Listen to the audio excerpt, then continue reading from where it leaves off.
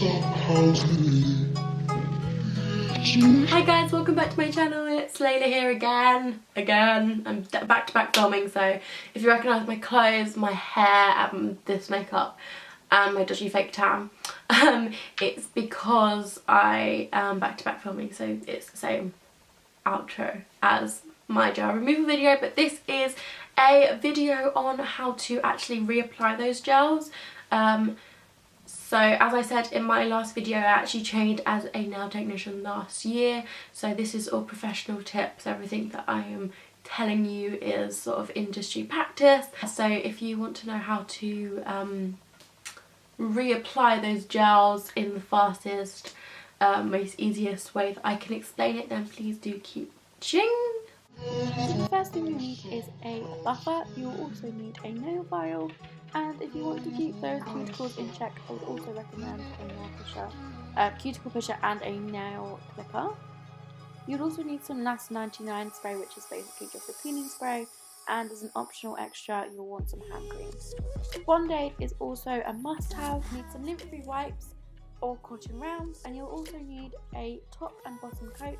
I have OPI and Gelux, and you'll also need the colour that you're actually going to use, also needing to be a specifically gel colour. You'll also need a lamp. This is the OPI one. It's the one I've always used and really loved it, but I know there are some cheaper ones on the market. So to get yourself started, you'll want to start with your cuticles.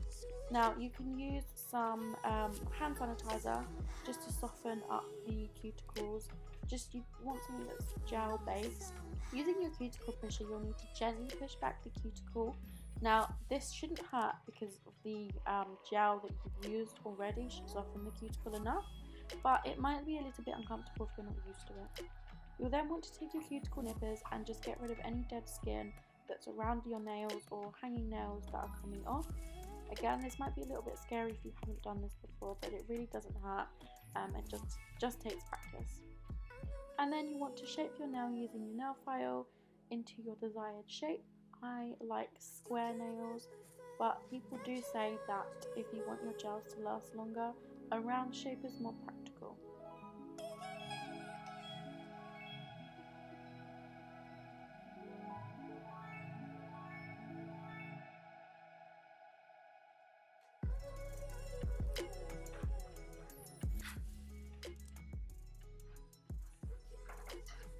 You'll then want to lightly buff over your nails.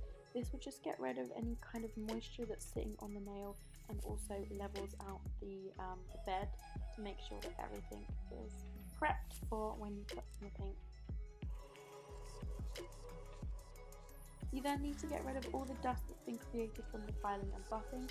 So using your NAS 99 or any cleaning spray, safe for your hands, just use your lint-free wipe and wipe over the nail. You really want to make sure that you get all the dust out. I'm then going to be painting a thin layer of Bond-Aid over my nails. This again is used to dry out the nail. You want to make sure there's as little moisture as possible on the nail before using your OPI or any branded gel polish. This will make sure that it lasts a lot longer. I always set my gel lamp to 60 seconds. This is the highest time on my lamp. I just think it just gives me the best chance of my nails curing for the longest amount of time and hopefully staying on for the longest amount of time that it possibly can. I'm also rambling here, I'm very sorry. So my next step is to paint a thin layer of base coat onto your nails. You'll want to make sure that this is thin because if it's too thick it will burn under the light and it will cause a little bit of pain.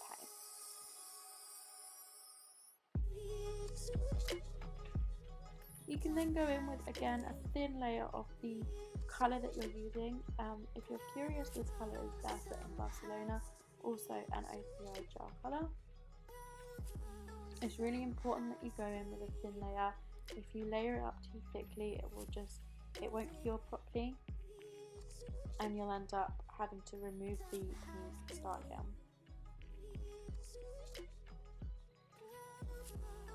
You also want to make sure that you tip the end of the nail. This is called capping and it just ensures that paint doesn't chip easily.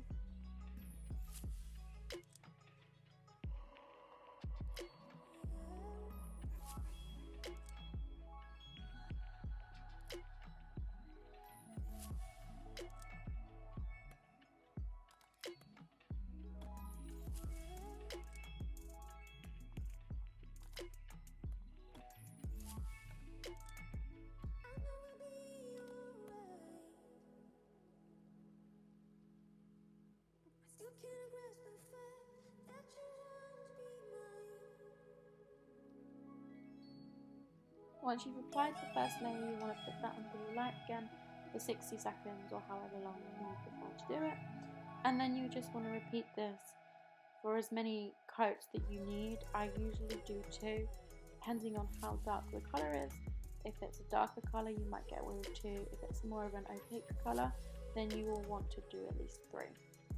Once you've got it to the desired stage that you would like the paint to go on, you'll then want to apply your top coat.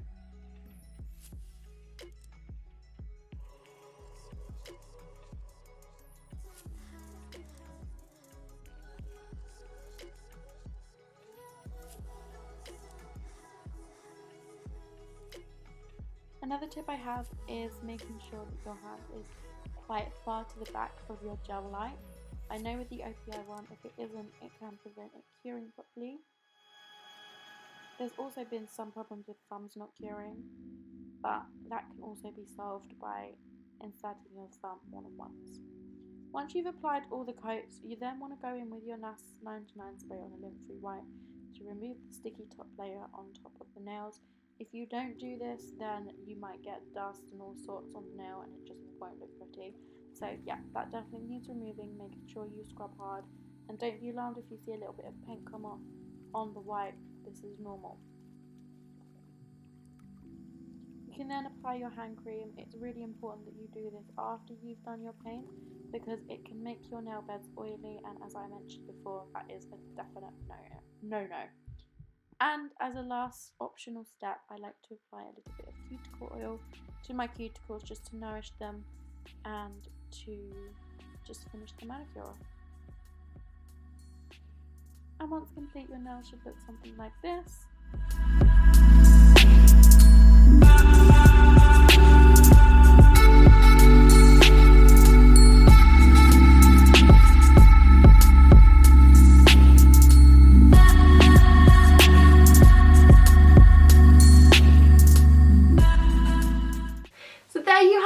So I hope you enjoyed that video and I hope that was helpful for you. If you do have any requests for any nail videos that you'd like me to do, then please do leave them down in the comments. And yeah, I think that's all I have to say. This is the only 2 videos I've done so far, but I'm happy to do more if they were helpful. Let me know, and please do give this video a thumbs up if you enjoyed it, comment and subscribe as always, and I will be back soon with a new video. Bye guys!